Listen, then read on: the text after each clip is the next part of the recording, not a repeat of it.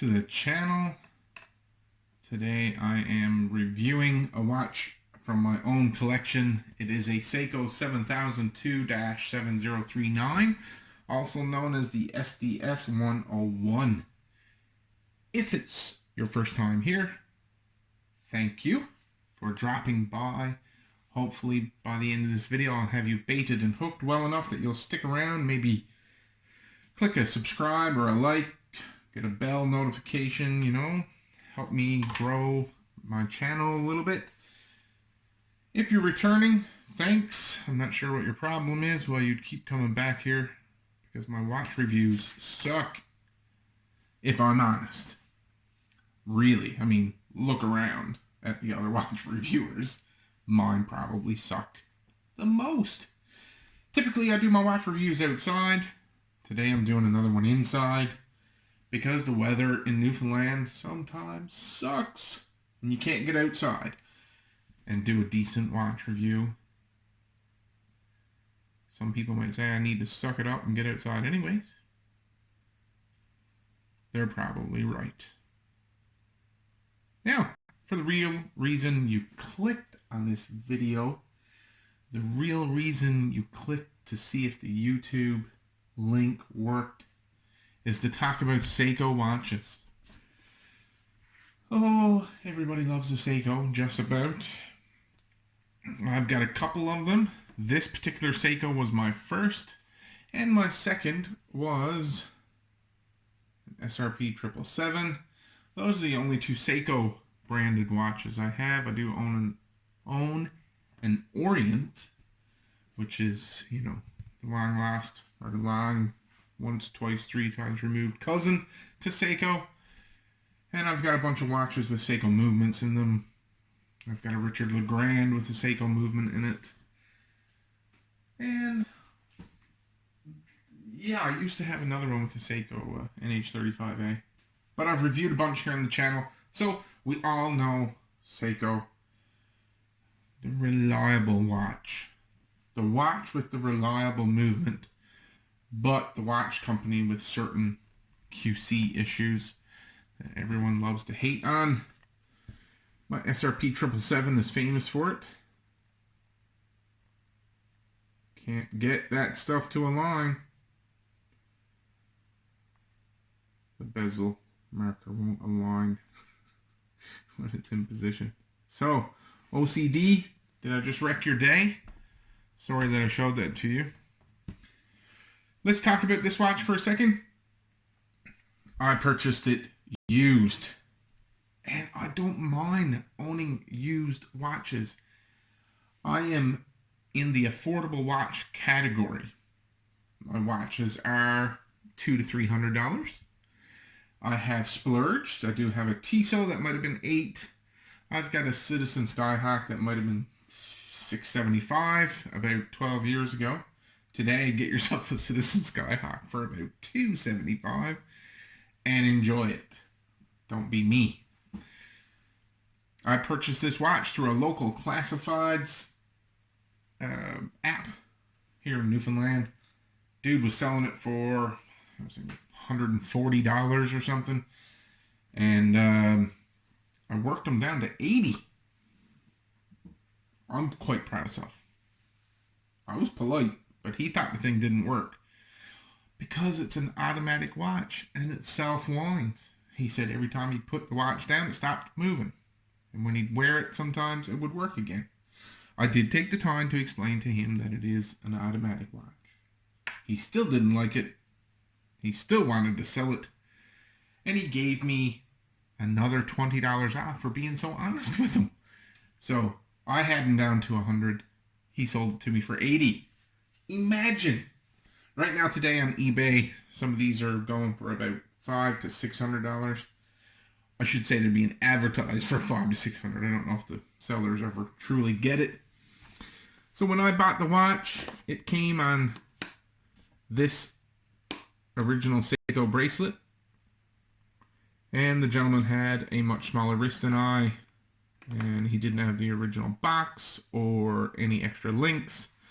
So it came on a really ratty bracelet. hollow end links. The epitome of a cheap Seiko bracelet. But I loved it and had to get it off the bracelet because it wouldn't fit.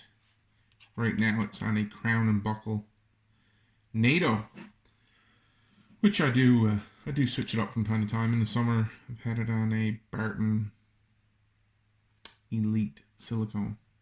Yeah, a Barton Elite silicone. So, when I had the watch for maybe 3 or 4 months, I noticed that the bezel wouldn't work anymore, it wouldn't rotate. I had some suspicions, did some investigating on the interweb, and discovered that there's a good chance the seal that's underneath there was rotted out and crumbling and jamming up the bezel movement. And one day, the crown wouldn't work either. And I got a little forceful with the crown. And it did end up coming loose again. 1 second here now. There we go. The crown came loose, and when I was backing it out, a bunch of little black specks fell out. And wouldn't you know, that was probably the gasket. Now, why? Well, this particular serial number in that model is probably early 1990s, maybe 1994. So today, 2020, 26 years old. So the watch probably was an everyday wear. It was the only watch in this person's collection for a long time. He was not the first owner. He was the second owner, and he received this watch. I'm going to tell you, but it sounds stupid. He received it during a poker game. Somebody threw this. I know it sounds like a bad movie, but anyways, that's the story he told me. If you had a Sada guy, you probably would have believed it. He was like a really super skinny. I'm not going to get into it. Anyways, he sold a watch. It was in pretty rough shape. I ordered up the OEM replacement kit, so a gasket replacement kit, which was 3 gaskets, the bezel, the crown, and one for the case back. And I shipped it to a friend, a respectable gentleman in Toronto, Ontario, Canada, by the name of Luigi Rizzo. Luigi makes watches, mods watches. And he took the watch and replaced the gasket kit in it. So the OEM gasket kit. I'm not horribly worried about selling the watch and it not being authentic. So, but it was an OEM kit. And that's all was done with it. There's been no polishing. So I'm a big fan of this watch. It's the only Pepsi bezeled watch I've got. So again, Pepsi bezel if you're new. Pepsi bezel talks about the red and then the blue. If you're not new to watches, then I just bored the crap out of you for like 3 seconds. So the watch has some age. Some people call it wabi-sabi. It has some special coloring.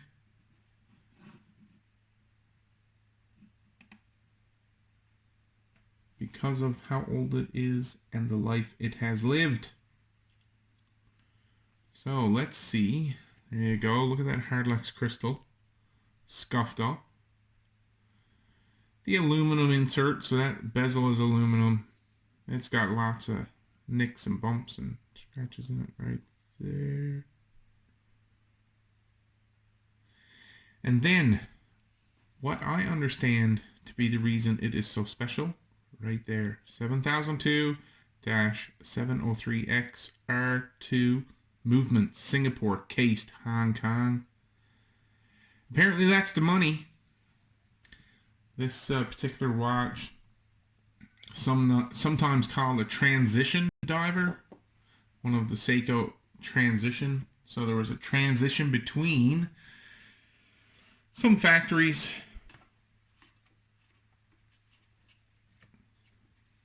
and the watch had a portion of the work they were combining. I'm not sure the whole story. So they're combining factories and parts, and for a particular model, year, or run, these were slightly different than others. So specs, it's got the Hardlex crystal. It is a 120 click uni-directional bezel. It is 41 millimeters case diameter, so from side to side. It has a 22 millimeter lug opening. What else can I tell you about it? 22 millimeter lug opening. It's 13 millimeters thick. It has a screw down crown. All of these things you probably already know. The movement inside of it is the 7002 caliber. It's an automatic movement. You can it self winds. You cannot mechanically wind it, and it is not hacking. What do I mean by not hacking? So if I open up the crown here, I've pulled the crown all the way out. Oh my goodness. Yeah, I'm sure it's not the... It doesn't hack, doesn't wind. You set the time. Right now, 10:17. You can see everything. It's you know, it probably needs some service. It's had a rough life. I don't exactly treat it gentle either. I wouldn't say I use it as a beater, but it's pretty close to it. I don't mind taking it out and hammering. Doing some rough work with it. It survived 26 years. I'm sure it could survive a few more. I did only pay 80. I'm not worried so much about the value of it. I don't intend to sell it. So I paid 80, sunk another 50 into it. If I could sell it today for $500 or $600, would I do it? Yeah, I don't know. I'm not interested in... I just like the story behind this one. So there you go. Hardlex crystal. It's got a few scuffs in it. You can see. Right there. Right there. Let's see if this way. Right there, there's a scuff. And so if we talk about the case over the years, it's got a pretty good ding in it. Yeah, right there. Get to focus a little bit more. There you go. And it's got lots of marks and scuffing on the case back. There you go. Look at that.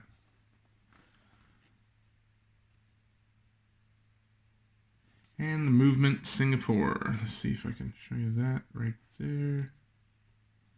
Movement Singapore. Seiko 7002 7039. A well-worn, well-loved Seiko SDS. Try to get that out of the way. There you go. Nope. SDS 101 or a Seiko 7002 7039. Just a fun watch in my collection. Bought used. A little bit of repairs, no modifying it. The loom is completely junked on it. So we'll finish this video with a bit of loom, and I'll show you just how crappy the loom is. Blast it with a UV light. So you can see the hands and the pip are great. The dial is completely junked. I don't want to reloom it. I'm happy with it. I don't need loom. Like some who want their loom, need their loom. I think it's fun, but there it is. All right. Thanks for dropping. See how it's just gone. There's nothing left.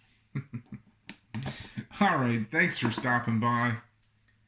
Please, if you've got the time and the interest, give it a like, a subscribe.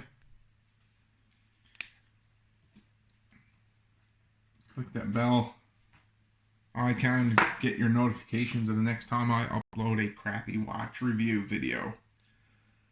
Take care.